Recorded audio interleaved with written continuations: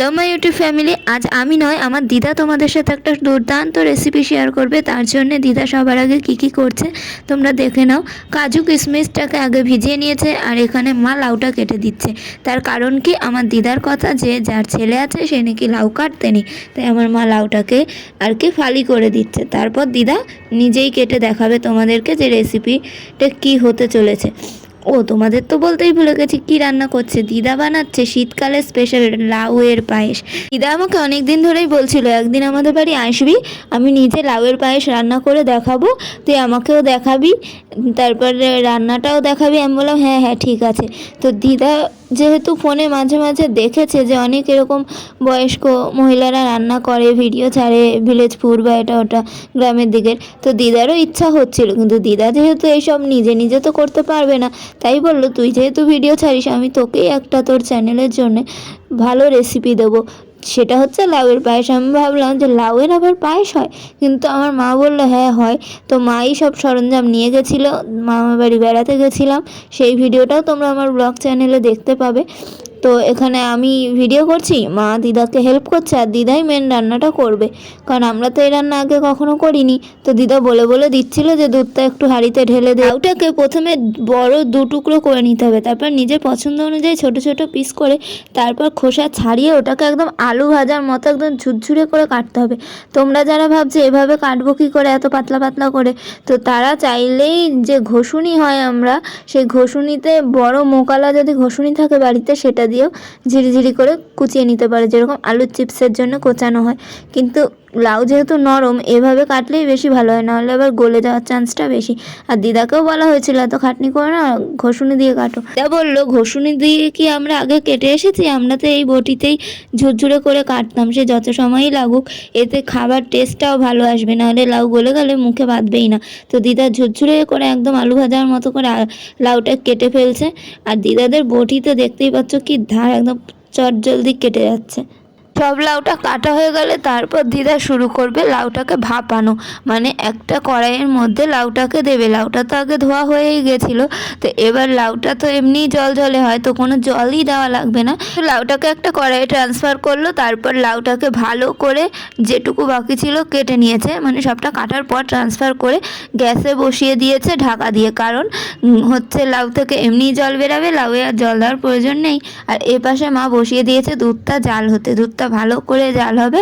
এই রান্নায় তোমরা যতটা পরিমাণ দুধ দিতে চাও নিজেদের পরিমাণ মতো দুধ দেবে, তার কারণ কেউ চায় একটু শুকনো শুকনো খেতে, কেউ চায় একটু ঝোল ঝোল। আর পায়েসে যেহেতু দুধটা একটু বেশি লাগে, চাল দিলে চালটা সিদ্ধ হয় আর চালটা দুধ অনেকটা চুষে নেয়, কিন্তু লাউয়ের ক্ষেত্রে লাউটা যেহেতু আমরা আগে ভাপিয়ে নিচ্ছি, সেই কারণে খেতে একটা অন্যরকমই টেস্ট হবে। আর দুধ যেহেতু লাউ সেরকম চুষবে না, আর এখানে দুধটা জাল হয়ে আসলে মানে গরম হয়ে গেলে ওর মধ্যে থেতো করা এলাচ আর তেজপাতাটা দিয়ে ভালো করে নেড়ে চেড়ে ভালো মতো ফুটিয়ে গাঢ় করে নিতে হবে।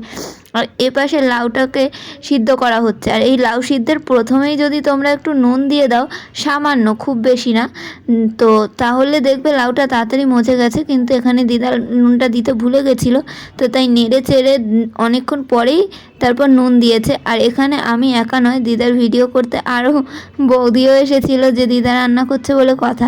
তো এখানে দিদা ঢাকা দিয়ে রেখে দিল, মানে আস্তে গ্যাস কমিয়েই রান্না করা হবে। ঠিক আমাদের দুধ জাল দেওয়া কমপ্লিট, গ্যাসের ফ্লেম অফ করে দেওয়া হয়েছে, কারণ দুধটা যেহেতু জাল দেওয়া হয়ে গেছে, বসিয়ে রেখে দিলে সেটা আর কি ঘন হয়ে যাবে বেশি।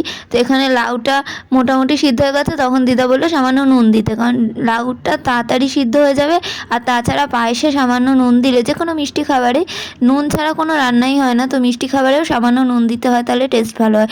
নুন দিয়ে দিদা একটু ঢাকা দিয়ে রাখতেই লাউ থেকে বেরালো, মানে অনেকখানি জল বেরিয়েছে। লাউ যেহেতু জল জলে খাবার, আর তোমাদের কিন্তু এই জলটা ছেঁকে নিতে হবে, সে ঝুড়ির মাধ্যমে ছেঁকো বা হাত দিয়ে আলতোভাবে চিপে ছেঁকে নিতে পারো। তো দিদা খুন্তি দিয়ে চেপে চেপে তুলেছে, খুব বেশি যে পুরো ছাকতে হবে তা না, হালকা ভেজা থাকলে সমস্যা নেই, কিন্তু বেশি জল থাকলে ভালো লাগবে না। তো জলটা তোমাদেরকে ছেঁকে ছেঁকেই তুলতে হবে। ওটা যদি ঠান্ডা করে নাও তারপর তোলো তাহলেও হবে, কিন্তু সেভাবে লাউটা একটু অন্যরকম খেতে হয়ে যায়। তাই দিদা বলছিল যে ওভাবে করার থেকে এই গরম অবস্থাতে খুন্তি দিয়ে বা লুচি ভাজার ঝাঁঝরি দিয়ে একটু চেপে চেপে তুলে নিলেই একদম সুন্দরভাবে জলটা ঝরে যায়। আর বেশি একদম চিপে গলিয়ে দেওয়ার কোনো দরকার নেই। কারণ আর হ্যাঁ, তোমাদের বলতেই ভুলে গেছি, এই রান্নাটার জন্য কিন্তু তোমরা কচি লাউ ইউজ করবে, যেটাতে বেশি বীজ নেই, বা বীজ থাকলেও সেটা একদমই কচি, মুখে বাঁধার মতো না, সিদ্ধ হয়ে যাবে এরকমই লাউ ইউজ করবে। দেখেছিলে আমাদের লাউটা যখন কাটা হয়েছিল সামান্য বীজ ছিল, কিন্তু সেরকম শক্ত বীজ বা সেরকম বীজ ছিল না, একদমই ছোট ছোট বীজ সবে হওয়া শুরু হয়েছে। তো সেরকম লাউ ইউজ করলেই সব থেকে ভালো হয় এই পায়েসটা খেতে। আর আমি যেহেতু আগে কখনো ওই পায়েসটা খাইনি, দিদাই প্রথমে এই রান্নাটা যেহেতু আমাদেরকে করে খাওয়ালো, সেই কারণে সবাই এখানে শিখে ধরেছে দিদাকে যে দেখি কিভাবে রান্নাটা করছে আর কেমন হয় খেতে। অনেকেই নাক ছিটকাচ্ছিল, কিন্তু তৈরি হওয়ার পর সবাই চেটে পুটে খেয়েছে। তোমরা ভাবতে পারবে না যে লাউয়ের পায়েসও এত সুন্দর হয়। এবার লাউটা সিদ্ধ করা হয়ে গেছে, তুলে নিয়েছে, ছেঁকে জলটাও ফেলে দিয়েছে। এখানে দিয়ে দিচ্ছে 2 চামচ মতো ঘি। তোমরা চাইলে একটু বেশি ঘিও দিতে পারো, কিন্তু এখানে 2 থেকে 2.5 চামচ দিলেই যথেষ্ট। আমাদের যতটা লাউ যদি বেশি হয় ঘিও বেশি লাগবে। এবার ঘিয়ের মধ্যে আর কি তোমাদেরকে ভেজে নিতে হবে লাউটাকে হালকা করে, কোনো লাল করার দরকার নেই। ঘিয়ের একটা ফ্লেভার আসবে, সেই কারণে লাউটাকে নেড়ে চেড়ে ঘিটা দিয়ে একটু ভেজে নিলেই হয়ে যাবে। ঘি গরম হয়ে গেলে তারপরেই এর মধ্যে কিন্তু লাউটা দিতে হবে। সম্পূর্ণ লাউটা আলতোভাবে চিপে চিপে দিয়ে দিতে হবে। এখানে লাউটা অনেকটাই ঠান্ডা হয়েছে, পুরো ঠান্ডা হয়ে যায়নি, কিন্তু কিছুটা ঠান্ডা হয়ে গেছে। তো তারপরে দিদা এখানে চেপে চেপে লাউগুলোকে দিয়ে দিচ্ছে, দিয়ে ভালো করে ভেজে নেবে। এখন মানে যতক্ষণ ভাজলে আর কি ঘিটা পুরো লাউয়ের মধ্যে অ্যাবজর্ব হয়ে যাচ্ছে, ঘিটা চুষে নিচ্ছে, আর হালকা হালকা একটু কালার আসছে। খুব বেশি কালার আসলে কিন্তু পায়েসের কালার হলদেটে হয়ে যাবে। 3-4 মিনিট ভাজলেই যথেষ্ট, তার বেশি ভাজার প্রয়োজন নেই। আর এখানে দিদা ভালো করে লাউটাকে ভেজে নিচ্ছে। আর ফার্স্ট টাইম যেহেতু আমরা এই পায়েসটা দেখছি, আমরা তো হাঁ করে করে দেখছি যে কীভাবে কী হচ্ছে। তো সবাই আর কি মারছিল, তো তাহলে কুমড়োর পায়েস হতে পারে, তাহলে তো ঝিঙের পায়েস হতে পারে, সব কিছু ধনে পাতার পায়েস, মানে সবাই হাসি ঠাট্টা করছিল। আর দিদা তো খুবই মজা পেয়েছে, যেহেতু দিদাকে দেখানো হচ্ছে। আর দিদা তো বারবারই বলছে আমাকে দেখাচ্ছিস তো, আমাকে দেখতে পাবে লোকেরা, আমি রান্না করছি, সবাই দেখতে পাবে। এটা একটা আলাদা রকমই আনন্দ। আর দেখো এখন গ্যাসটা জ্বালানো হয়ে গেছে দুধের, কারণ এবার এই পাশেরটা ভাজা হয়ে গেছে, তো এবার এটা ওর মধ্যে দেওয়ার পালা। আর দিদা কিন্তু গ্যাসের ফ্লেম একবার কমাচ্ছে একবার বাড়াচ্ছে, খুব বেশি বাড়িয়ে রেখে দেওয়া যাবে না, তাহলে এই লাউয়ের কালারটা চেঞ্জ হয়ে যাবে। আর এই সময় যা সুন্দর একটা গন্ধ আসছিল, আমি নিজে ঘি খাই না, ঘিয়ের গন্ধ সহ্য হয় না, কিন্তু এই সময় যে একটা আলাদা রকম গন্ধ আসছিল লাউ ভাজার সময়, সেটা একটা অন্যরকমই লোভ লাগার মতো।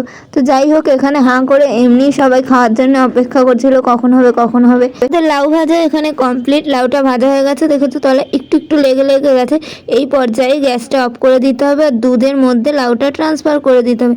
পুরো লাউটাকে ভালো করে দুধের মধ্যে ঢেলে দিতে হবে, ঢেলে ভালো করে নাড়িয়ে মিশিয়ে নিতে হবে, তারপরে ফুটাতে হবে ভালো করে। আর এখানে আমরা কাজু কিশমিশ আর চিনিটা পরে ব্যবহার করছি, আগে থেকে দেওয়া যাবে না, শেষের দিকেই এই জিনিসটা দিতে হবে। আর তোমরা চাইলে দুধটা ঘন করার জন্য একটুখানি গুঁড়ো দুধ বা কর্নফ্লাওয়ার বা ময়দা যে কোনো কিছু মিশাতে পারো, কিন্তু আমাদের এখানে দুধটা জাল দিতে দিতে এমনি অনেকটা ঘন হয়ে গেছে। আর পরে তো জমেই যাবে, শীতকালে সব কিছু একটু জমে যায়, আর পায়েস টায়েস তো একটু জমে যায় ঠান্ডা হলে। তো সেই কারণে আমরা আর কিছু ব্যবহার করছি না, লাউটা দিয়ে ভালো করে নেড়ে চেড়ে মিশিয়ে নেওয়া হলো। এবার আস্তে আস্তে এর মধ্যে দেওয়া হবে চিনি, তারপর দেওয়া হবে কাজু কিশমিশ। তোমরা চাইলে আমন্ড বা অন্য অন্য পেস্তা অন্য অন্য জিনিসও দিতে পারো ড্রাই ফ্রুটসে, কিন্তু আমরা কাজু কিশমিশটাই দিচ্ছিলাম। এখানে কিন্তু দুধটাকে ভালো করে আবারও লাউয়ের সাথে ফুটিয়ে নিতে হবে। আগে আমরা ভালো করে ফুটিয়েছি ঠিকই, আবারও ফুটিয়ে নিতে হবে। আর এখানে চিনি দিদা হাত দিয়ে দিচ্ছে, তো সেই কারণে আমি সেই মাপটাই তোমাদেরকে বলছি। দিদা নিজের হাতের মুঠোর 7-8 মুঠো দিয়েছিল। মানে তোমাদের পরিমাণ মতো মিষ্টি দেবে, মানে মিষ্টি দিতে থাকবে, তারপর যদি কম মনে হয় পরে মিশিয়ে নিতে পারো। আর তোমরা চাইলে এই রান্নাটাতে, আমি নিজে বলছি যে এলাচটা যে আমরা থেতো করে দিয়েছি, তোমরা চাইলে এলাচটা গুঁড়ো করেও দিতে পারো। চিনি দেওয়া হয়ে গেলে ভালো করে নেড়ে চেড়ে মিশিয়ে নিতে হবে, যাতে চিনিটা তাড়াতাড়ি গলে যায়, যেহেতু আমরা দানাওয়ালা চিনি দিয়েছি, তো এটা গলতে একটু টাইম লাগে। তারপর দিদা দিয়ে দিচ্ছে কাজু আর কিশমিশ।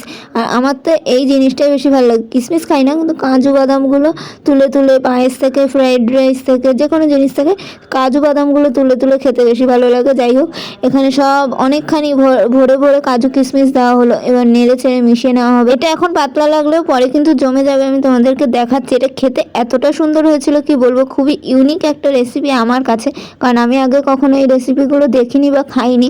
আমি মিষ্টি জিনিস তেমন একটা পছন্দ করি না, কিন্তু দিদার এই পায়েসটা এত সুন্দর হয়েছিল কি বলবো। সবাই বাটি ভরে ভরে খাচ্ছিল আর একবার খেয়ে আবার চেয়ে চেয়ে নিচ্ছিল।